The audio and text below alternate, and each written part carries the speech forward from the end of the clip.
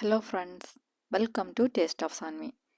இன்னைக்கு சீமைச்சக்கை பொரியல், அதாவது கறிச்சக்கை பொரியல் எப்படி செய்கிறதுன்னு பார்க்கலாம். நான் இன்னைக்கு ஒரு பிரெட் ஃப்ரூட் எடுத்துருக்கிறேன். இதை தோல் சீவி சுத்தம் பண்ணிக்கோங்க.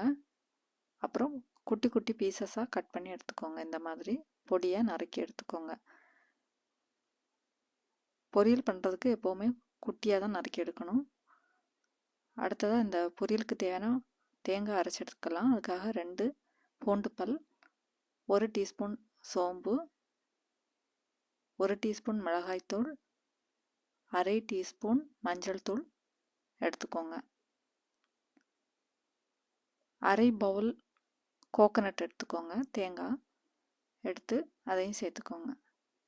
இப்போ இதை குறப்பாக இந்த மாதிரி அரைச்சி எடுத்துக்கோங்க. அடுத்ததாக ஒரு பாத்திரம் அடுப்பில் வச்சு சூடு பண்ணிவிட்டு எண்ணெய் சேர்த்துக்கோங்க. எண்ணெய் சூடானதும் கடுகு சேர்த்துக்கோங்க. கடுகு பொரிஞ்சதுக்கு அப்புறமா கறிவேப்பிலை சேர்த்துக்கோங்க.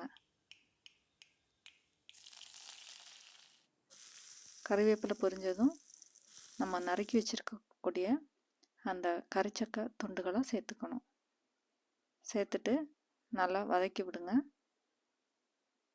அடுத்ததாக அரைச்சி வச்சுருக்கிற தேங்காவையும் சேர்த்துக்கலாம்.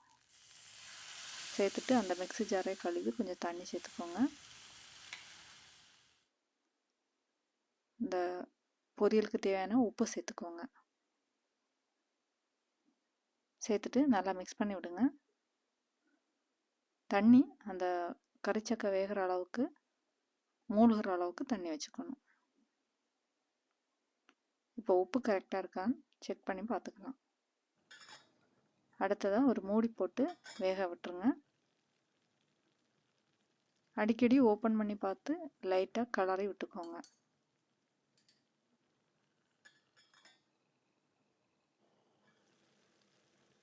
இந்த கறிச்சக்கை நல்லா வெந்து மசிஞ்சு வரணும். அது வரைக்கும் ஓப்பன் பண்ணி பார்த்துட்டு லைட்டாக கலரி விட்டுக்கோங்க. இந்த தண்ணியும் வற்றி வரணும். அந்த கறிச்சக்கையும் நல்லா வெந்திருக்கணும்.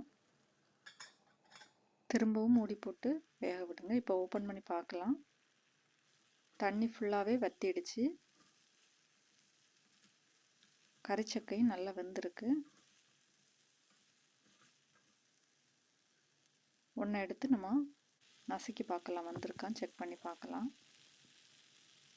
இப்போ பாருங்கள், நல்லா மசிஞ்சிடுச்சு. இந்த ஸ்டேஜில் நம்ம அடுப்பை ஆஃப் பண்ணிக்கலாம். இப்போ நல்லா சுவையான கறிச்சக்கை பொரியல் தயாராகிடுச்சு. இதை நீங்களும் செய்து பார்த்துட்டு எப்படி இருந்துன்னு சொல்லுங்கள். பிடிச்சிருந்தா டேஸ்ட் ஆஃப் சான்வியை சப்ஸ்கிரைப் பண்ணுங்கள். நன்றி. வாழ்க வளமுடன்.